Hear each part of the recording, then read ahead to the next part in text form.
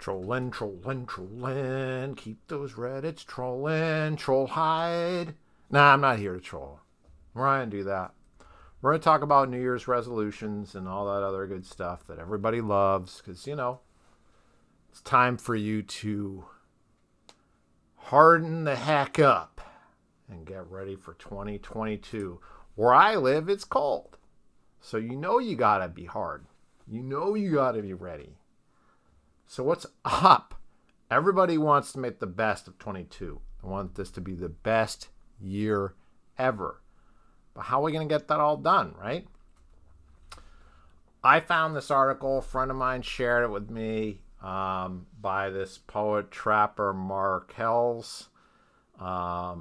Trapper did this 100 journal rejection hashtag challenge, bro. I'll check below and you can see a link to his Medium article. And, I had some thoughts about it. There's probably worse ways to go, but there's probably better ways to go. But, let's dig into it a little bit. So I was just thinking to myself, he got a pretty good amount of mileage out of doing this challenge. Worked pretty damn well for him if you read the article. It's worked like a charm, right? So maybe it could work for you, right? Well, let's just slow down here, right? So for Trapper, maybe my man Trapper was going to do something like this anyway. Maybe this was like a pretext for him to kind of execute his game plan, which was submit a lot of poems to a lot of journals. Maybe this just kind of normalized a behavior, which was like submit to the point of discomfort that had already kind of crossed his brain. Now, in terms of all the other stuff he does in the article, how he's organized about his writing and tracking, I almost said trapping because his name is Trapper. So he's trapping these poems and, he's very organized with his Trapper binders and, he's getting it done, basically. I mean, he's putting it all together, right? He's firing on all cylinders. He's coming up with new ideas of poems. He's revising poems. He's putting together packets every month. Organizing, prioritizing, researching, formatting, and sending. You gotta wonder though, right? Was he already kind of disciplined before he did this? He just seems like the type of guy who kind of has his shit together, right? So just doing the challenge didn't get his shit together, right? Maybe it did, maybe it didn't, but let's just be skeptical. Maybe not, right? Now, in terms of all that time he spent sending stuff out to editors and formatting his work for submission, all that other stuff. Well, necessarily that took time away from other things he could have done. So he could have spent the year, writing the Great American Novel or writing the Great American Chapbook or whatever it is he wanted to do. But instead, he decided he's gonna devote a considerable amount of time to publication. No beef, right? No beef. But that's necessarily time spent. He could have been doing something else, including, of course, the writing of poetry itself.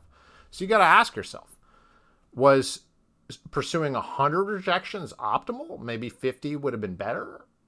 Maybe 150 would have been better. We really have no idea, right? So it's kind of this arbitrary number, right?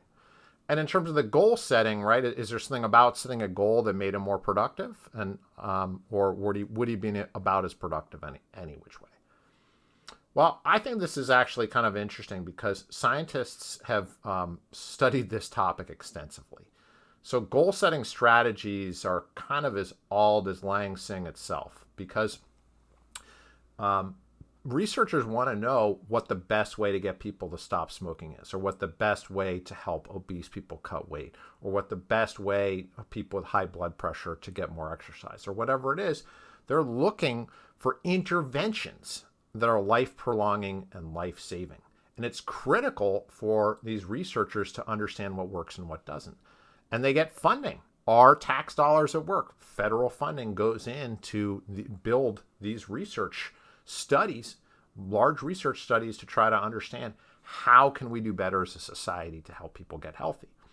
A special shout out to my good friends who I know personally super, super well. No, I don't know them at all. Eric Trexler and Greg Nuckols for their superb podcast, Stronger by Science. And I pulled a lot of these studies from their podcast. So thank you guys.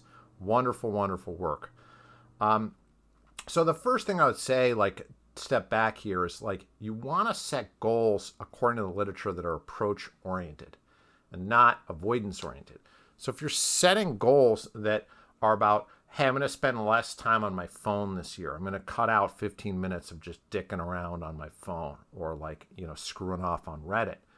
Maybe it'd be better to set the goal of like, hey, this year I'm going to create 15 minutes of quiet time for myself after breakfast every morning.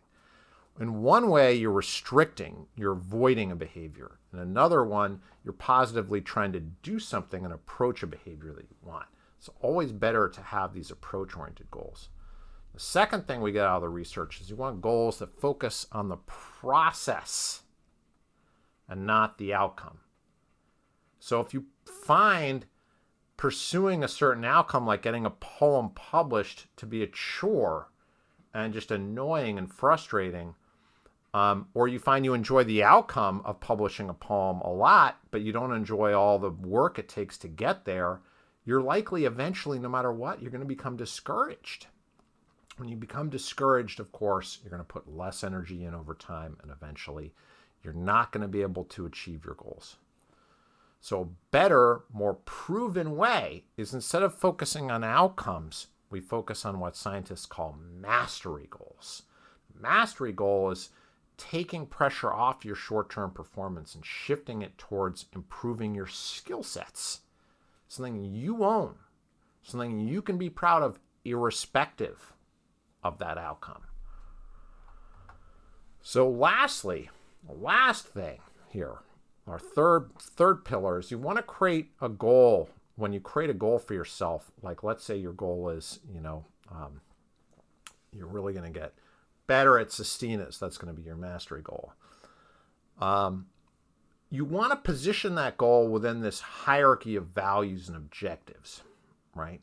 So these smaller, discrete goals that you come up with for your New Year's resolution need to tie in to a larger conception of who you are and what you're all about. If you don't do that, you're going to find that this goal that you have to publish more, or write Sestinas is going to crumble under this weight of self-scrutiny. Because if you're new to poetry, for example, and your resolution is to go all in and go hardcore on it, but meanwhile, you're still working on your novel, some point over the year, maybe sometime around February or March, you're going to be like, I'm devoting all this time to writing poetry and it's not helping me write my novel. And really what you should have done is you should have understood how these goals fit together better and had a larger, better thought through kind of self-narrative about who you are and why you're doing what you're doing. So you want to summarize, I would say there's these three principles then. You want focus on approaching a goal rather than avoidance. You want to prefer mastery goals, number 2. Number 3, you want to place your goals in context. Now let's return to our buddy Trapper and evaluate how well his approach really fits. So accumulating 100 rejections is not actually an avoidance goal, although it's weird to want to be rejected. I think that's a little bit weird. It is, in fact, not saying reduce the number of rejections that you receive. That would be an avoidance goal. So he meets that first criteria. Great. Nice work, Trapper. The second one, it's not a mastery goal, though. Right? So Trapper isn't trying to get better at rejection. I mean, maybe he is, but that doesn't even make any sense, right? And it also doesn't clearly, at least not in the article as far as I could tell, fit into a larger conception of how Trapper Markelz thinks about himself as a poet or why he's pursuing this in the first place. Why does this matter to him? So for starters then, when you're trying to come up with goals, you need to think about, where am I in my own poetry journey? And how do I fit in my ambitions to publish more or write more into that? And then once you have this kind of idea, of self-conception of yourself, like, hey, my goal is to really be able to write a convincing short poem, like the type I encounter in my favorite literary magazine. That would be a really concrete, large goal, I would think. That's pretty good. And then you could break that down into some of the things you'd want to do in order to achieve that.